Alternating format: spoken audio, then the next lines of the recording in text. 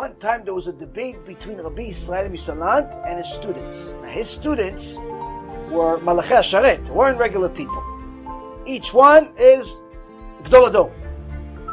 So they're having a debate. It's like having Rabbi Akiva, Rabbi Shimon Bar Yochai, Rabbi Meir Bar Anes, giants of generation, all having a debate. It's like there's like spiritual fire coming to Shamayim. So now they're having a debate. What's the debate? About Bitachon. About Bitachon. Rabbi Yisrael di Salant says, you are supposed to have 100% Bitachon for every big thing and every small thing. Ad kedei kach, to the extent where if you believe that something's going to happen right now, Hashem will make it happen. Chachamim, his Talmidim says, Kvod Harav, now you're taking it too far. Well, Hashem works for you. He says, no. It's not about Hashem works for you. Shalom. It's not about Hashem works for you. It's if you believe that Hashem is watching everything and can do anything, mamash, you believe He can do everything, but now you say you believe, but you believe be'emet, He'll do it. Just because you believe in Him. And they had a debate, back and forth. Is this proof, that proof, this proof, this proof. And he says, here, I'll prove it to you all, right now. How? I believe I am going to get a gold watch today. And the witnesses were all there, all thinking, the rabbi took it a little too far. As soon as he's finished the sentence, like a movie,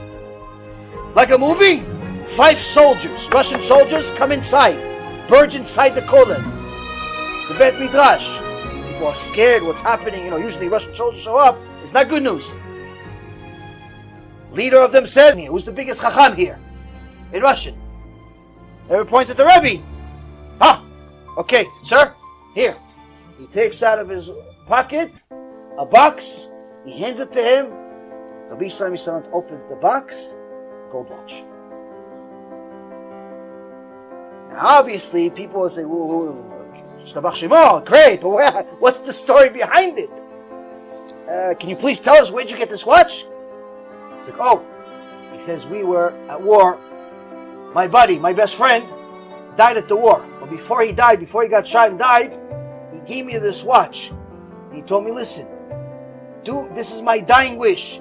Give this watch to the biggest chacham in the yeshiva for Jewish people.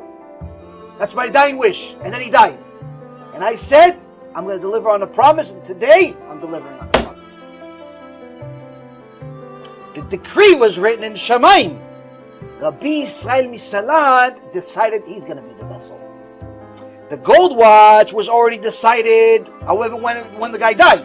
A month before, a week before, a year before, whenever it happened. Meaning there was a golden watch going somewhere. When Rabbi Yisrael di Salant said, I'm going to get a watch because I believe that HaKadosh Baruch Hu will give me the gold watch. Because I have Bitachon in Hashem, I'm going to get it. He made himself the vessel. Not because he said it, because he believed it. When we're trying to do tshuva, Hashem wants to build us. He wants us to have Bitachon like the Seven Mislavot. He wants us to have Bitachon like Rabbi Yisrael di Salant. He wants us to have Bitachon like Moshe Rabbeinu. He wants us to be the best we could possibly be. But you cannot be the best you could possibly be without overcoming obstacles. You can't. So what does he do? He brings us obstacles. Every time you pass, you go to the next level. Guess what? The next obstacle will be bigger than the last one. You pass this one, you get a bigger obstacle. Pass the next one, and so on and so forth. But people complain. I don't understand. Ever since I did tshuva, all of a sudden I'm losing money. All of a sudden I'm losing this. All of a sudden I'm losing that. Why doesn't Hashem love me? What is it like? How do we explain this? Alav Yagin Alav Shalom explained it in a fantastic analogy. He says there was one time a woman. This woman, she had a few things going for her, but she was unmarried, and she wanted a zivug. One day, To her surprise, Mr. Prince Charming shows up at the door. He says, yes, I heard about you. And I like everything about you. And I want to get married. Good looking, rich, famous. Everything's good for him. I do. She doesn't even know his name yet. I do. No, hold on a second. I only have one condition. I need you to arrive at the wedding with no debt. No obligations. I just want you. She says, yeah, but I have stuff to do. He goes, okay, fine, no problem. I'll give you 2 months. 2 months to get rid of all the stuff that you have, close all the doors, all the things that you have to do. And then 2 months from now, I want you to show up at the wedding. Okay, deal. So now, she has to close off all her debts. She starts doing a financial statement. She sees, okay, I have all of this outstanding debt. I owe all this money. I have this amount of money. So she has to start calling people. Says, oh, listen, I owe you $5. Here you go. Close the account. I owe you $10. Here you go. I owe you $50. Here you go. I owe you $100. Here you go. Oh, I owe you $5,000. I don't have $5,000. I can settle for $500. That's the most I can give you. No, what are you, crazy? You owe me $5,000. No, hey, listen, that's what I can do. Next guy, listen, I owe you $50,000. Can't pay you anything. Can't pay you. Sorry, just can't do it. I gotta close this business. We're closing down. Out of business sale. So she's trying to negotiate, and the people are saying no, yes, no, yes. 1 month passes, 2 months pass, 3 months pass, 4 months pass, 6 months pass. Now the prince is waiting. He says, what's going on? So one of his people says, listen, Your Highness, this loving bride of yours, she's still trying to close the doors because you told her the condition is that there's no debt, no problems. And she's still trying to close all the doors. And it's simply not happening. Because why isn't it happening? Because she's trying to negotiate with everybody. Goes, give me the phone. Calls one of his sergeants. He goes, listen, get me all of the people she owes money to come to the castle right now. He brings everybody to the castle. Goes, listen, guys, why are you always fighting with her? This is what you do.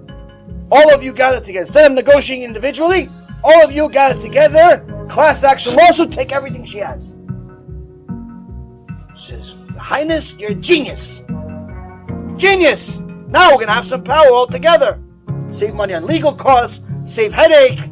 Fine. That's what they do. All of a sudden she's trying to negotiate. All of a sudden she doesn't get any phone calls. Everything becomes quiet. She starts to get a little worried until one day somebody shows up at the door, gives her a 150-page document, sign here. Here you go. You've been served. And she sees class action lawsuit, foreclosure, this closure, that closure, Shem Yachem. Her whole world collapses. She doesn't know what to do. She has no idea what's going on, what's happening. Who do I call? Oh, she calls the prince. Because I don't know what I'm going to do. I'm in a lot of trouble. I'm going to need at least another 6 to 8 months, maybe a year before I go to this wedding. Why? He says. Because I have a class action lawsuit just arrived at my door. He goes, oh, great. He goes, what great? What do you mean great? He goes, oh, it was my idea. He goes, what do you mean it was your idea? He says, I told him to file a class action lawsuit against you. He says, you want to marry me? But at the same time you're advising my enemies to smash down my door and file a class action lawsuit against me? He says, yeah. She says, why'd you do that? Because you were taking so long. I want to marry you already. Let's finish with it, give him everything, and let's get married clean. That's HaKadosh Baruch Hu. HaKadosh Baruch Hu is telling you, listen, I've been waiting for your neshama to connect for 3,300 years. Since Mount Sinai, every generation you mess up and you have to come back again. You mess up, you come back again. Finally, you're doing tshuva. I've been waiting all this time. But he's saying, no, I'm not ready to do 100% tshuva because my friends will make fun of me. My job will fire me. My this will that. My this will that. Okay, you know what? No problem. Your job, they'll fire you. The wife, she'll divorce you. The money, you don't have it anymore. I'll clean you up all the problems. Why? I can't wait to see you, my darling. I can't wait to see you. You see, Rabotai, if you have Bitachon, that means you knew the problems are coming from the prince. So it's not a problem.